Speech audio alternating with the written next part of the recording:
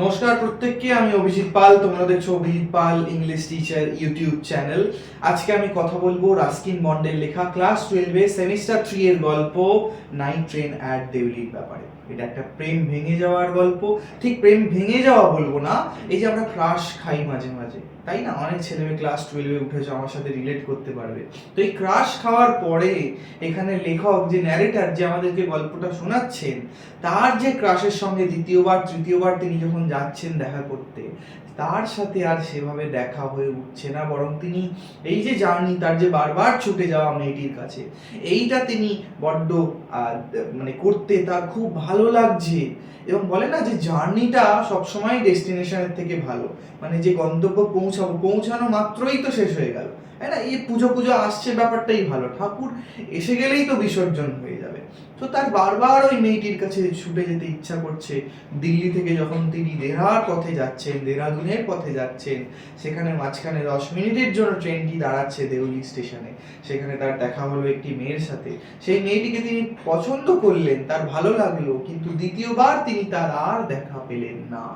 এবং মেয়েটি কিন্তু তার কাছে ইম্পর্টেন্ট, তার কাছেই মেয়েটি ইম্পর্টেন্ট, অন্য কোনো কারোর কাছে কিন্তু মেয়েটি ইম্পর্টেন্ট নয়। তাই তারা তাকে মনেও রাখেনি। এই ছোট্ট নিরীহ সাধারণ ঘরের সাধারণ আর্থিক পরিস্থিতি থেকে উঠে আসা, স্ট্রাগল করতে থাকা মেয়েটির কথা একমাত্র লেখক বললেন, আর কেউ কিন্তু কখনো তাকে বলেওনি, সেভাবে মনেও রাখেনি, তাই না? চলো দেখা যাক, গল্পে ঢুকবো আমরা। এটা অ্যাকচুয়ালি সামারি আমি তোমাদের জন্য বানিয়ে দিচ্ছি, যেটা পরীক্ষায় যাওয়ার আগে কাজে লাগবে। গল্পটাতে ঝাঁপিয়ে পড়া যাক। পরীক্ষার আগে যখন তোমরা এই ভিডিওটা দেখবে, খুব উপকারে লাগবে, আশা করি খুব উপকার, তোমার প্রচন্ড ভালো লাগবে গল্পটা শুনতে। গল্পটা বলার আগে আমি একটু প্রেমেন্দ্র মিত্রের একটা গল্প বলবো, তেলেনাপোতা আবিষ্কার। যারা ক্লাস 12 এখন পড়ছো, তাদের দিদি দাদাদের ছিল, এটা আমাদের সময় তখন ছিল, এখনো হয়তো মেবি, আমি বাংলাটা এখনো জানি না সিলেবাসটা, তো হয়তো থাকতে পারে। তেলেনাপোতা আবিষ্কার, এখানে নিরঞ্জন বলে একটি ক্যারেক্টার ছিল, যে তার 3 বন্ধুকে নিয়ে, মানে তারা 3 জনে মিলে কোনো একটি বাসে উঠে একটা অজানা জায়গায় গিয়ে তারা নেমে পড়েছিল। এবং সেখানে নামার পরেও অনেকটা ভেতরে তাদের যেতে হয়েছিল, বহু পুরনো প্রাচীন ভাঙাচোরা একটা গ্রামে। সেখানে গিয়ে তাদের দেখা হয় যামিনীর সাথে। নিরঞ্জনের একটা সখ্যতা গড়ে ওঠে, তাদের কথাবার্তা হয়। এবং এই যে দুদিনের যে যামিনীর সাথে কাটানো মুহূর্তগুলো, যামিনীর মনে কিন্তু প্রচন্ডভাবে প্রভাব ফেলে। এবং নিরঞ্জন, শহরের বাবু, তাকে কথা দেয় যে সে আবার যামিনীর কাছে আসবে, হয়তো তাকে কলকাতায় নিয়ে যাবে, তার ঘরের স্ত্রী বা বউ, খুব কাছের মানুষ বানাবে। সেই যে কথা দেওয়া, তার পরবর্তীকালে দেখা যায় নিরঞ্জন যখন কলকাতায় ফিরে আসে, তার অসুস্থতার কারণে এবং বহু কারণে তার আর ওই গ্রামে যাওয়া হয় না, তার এই কথা রাখা হয় না। তো এখানে দেখো, যামিনীর কিন্তু প্রেম ভেঙে যাওয়ার একটা গল্প, দুঃখের কাহিনী আমরা এই তেলেনাপোতা আবিষ্কারের মাধ্যমে আমরা পাই। প্রেমেন্দ্র মিত্রের লেখা একটা গল্প।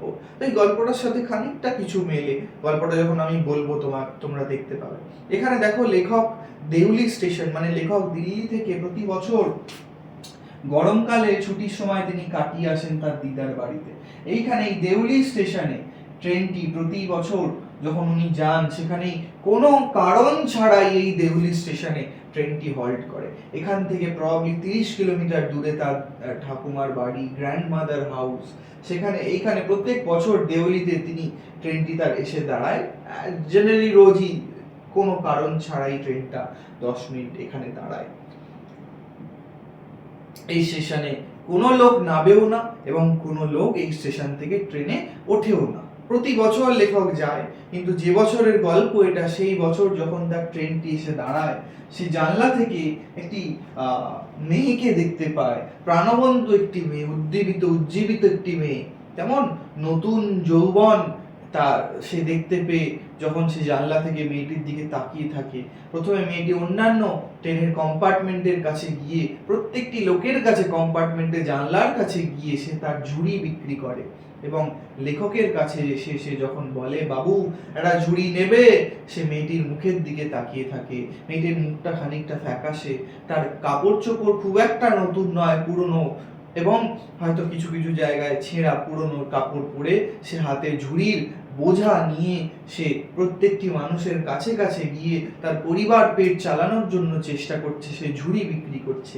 এখানে দেখা যাচ্ছে যে লেখক কিন্তু তার থেকে একটি ঝুড়ি কেনে, পরে একটু কিনবে, মানে লেখক প্রথমে তো না করে দেয়, তার ঝুড়ি লাগবে না, তারপরে মেয়েটি চলে যায় অন্য কামরায়। প্রথমে মেয়েটির দিকে যখন সে তাকিয়েছিল তখন এই আই কন্ট্যাক্টটা মেয়েটা ইগনোর করে, তারপরে হয়তো মেয়েটিরও তার ব্যাপারে একটা পজিটিভ সেন্স ক্রিয়েট হয়, তারপরে সে দরজার কাছে এসে দাঁড়ায় এবং মেয়েটি তখন অনেকটা এগিয়ে গেছে পথ, এবং তারপরে ছেলেটির অর্থাৎ লেখকের মনে হয় যে মেয়েটি কোথায় গেল এই মেয়েটি। ফাঁকা দেউলি স্টেশনে তখন সে নামে, তখন চায়ের দোকানের কাছে যায়। ওই স্টেশনে একটি মাত্র চায়ের দোকান, আর যে স্টেশন মাস্টার তার হাউস, তার ঘর, অফিস বলা ভালো, তো সেইখানে গরম কেটলিতে চা ফুটছে এবং চাওয়ালা ওই অন্যান্য কম্পার্টমেন্টে প্রতিটা লোকের কাছে চায়ের ভাঁড় নিয়ে গেছে তার বিক্রি করার আশায়। তো সেখানে এসে লেখক দাঁড়ায় এবং যখন তিনি গল্পের ন্যারেটর দাঁড়িয়ে রয়েছেন ঠিক তার পেছনে মেয়েটি এসে দাঁড়ায় এবং তাদের বাক্য বিনিময় অতটা হয় না, কিন্তু খুব বিশেষ বাক্য বিনিময় হয় না, সে একটি ঝুড়ি তার থেকে কেনে। কেমন?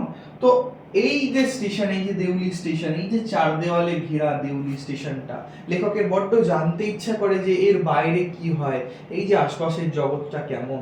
তার মনে হয় যে সে একদিন গোটা দিনটা দেউলি স্টেশনে এসে কাটিয়ে যাবে, যাতে করে আশপাশটা ঘুরে দেখবে, যাতে এখানকার মানুষের কখনো এটা না মনে হয় তাদের জায়গাটাকে লোক মানে তাদের এখানে কেউ কখনো আসে না বা ঘোরে না। তো তার জন্য লেখকের মনে হয় যে সে এখানে একবার আসবে, কিন্তু তারপর ট্রেন ছেড়ে দেয়, তার বেশিক্ষণ আর মেয়েটিকে এবং স্টেশনটিকে দেখা হয়ে ওঠে না, কিন্তু সে মনে মনে ঠিক করে যে এখানে সে বারবার ফিরে আসবে।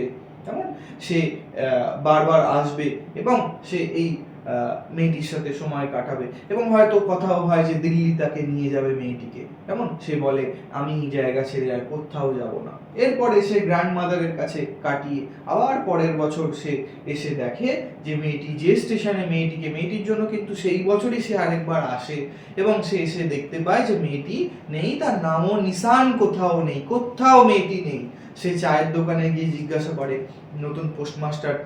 নতুন স্টেশন মাস্টার তাকে গিয়ে জিজ্ঞাসা করে, বিভিন্ন জায়গাতে সে জানতে চায়, খোঁজ লাগায়, সে বারবার আসে, তার কোনো রকম খোঁজ পাওয়া যায় না। দেখো, মেয়েটি কিন্তু একমাত্র এই ন্যারেটরের কাছে ইম্পর্টেন্ট ছিল। এই সাধারণ মধ্যবিত্ত বাড়ির এই মেয়েটির ব্যাপারে কেউ কিন্তু খোঁজ রাখে না বা রাখতে চায় না। মেয়েটি কারোর কাছে এতটা ইম্পর্টেন্ট ব্যাপার নয়। হয়তো মেয়েটির বিয়ে হয়ে গেছে, কিংবা হয়তো রোগে ভোগে মারা গেছে, বা হয়তো কিছুই হয়ে গেছে, লেখক কিন্তু প্রতিবার বারবার তার টানে এখানে আসে, তার এই খোঁজাটাতেই বড় আনন্দ। সে হয়তো গুরু সত্যি কথাটা তার জানার প্রয়োজন নেই যে তার বিয়ে হয়েছে না সে মারা গেছে, কিন্তু এই যে খোঁজার মধ্যে দিয়েই তার ভালোবাসাটা তিনি প্রকাশ করতে চান। তিনি বারবার ফেরত আসেন দেউলি স্টেশনে, ফাঁকা দেউলি স্টেশনে। বুকটা তার ছ্যাঁত করে ওঠে যে মেয়েটি অস্তিত্ব অবধি তার কাছে নেই, তার কোনো কিছুই নেই। এই যে সত্যি কথাটা, একটা প্রেমের ব্যর্থ প্রেম, এই যে গল্পটা লেখক এর মধ্যে দিয়ে একটা ব্যর্থ প্রেমের কাহিনী, সাধারণ একটি ছেলের প্রেমের কাহিনী, ব্যর্থ প্রেমের কাহিনী তিনি তুলে ধরেছেন। তো গল্পটা এই অবধি, এর মধ্যে খাস কিচ্ছু নেই। তো তোমাদের যদি কোনো রকম প্রবলেম থাকে, তোমরা আমাদের হোয়াটসঅ্যাপ নাম্বার আমি দিয়ে দিচ্ছি 6290860459, this is my number, you can call me.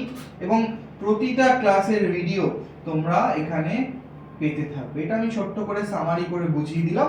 Line to line যাদের গল্পটা বোঝার দরকার তারা ইউটিউব চ্যানেলটা আমার ফলো করতে পারো।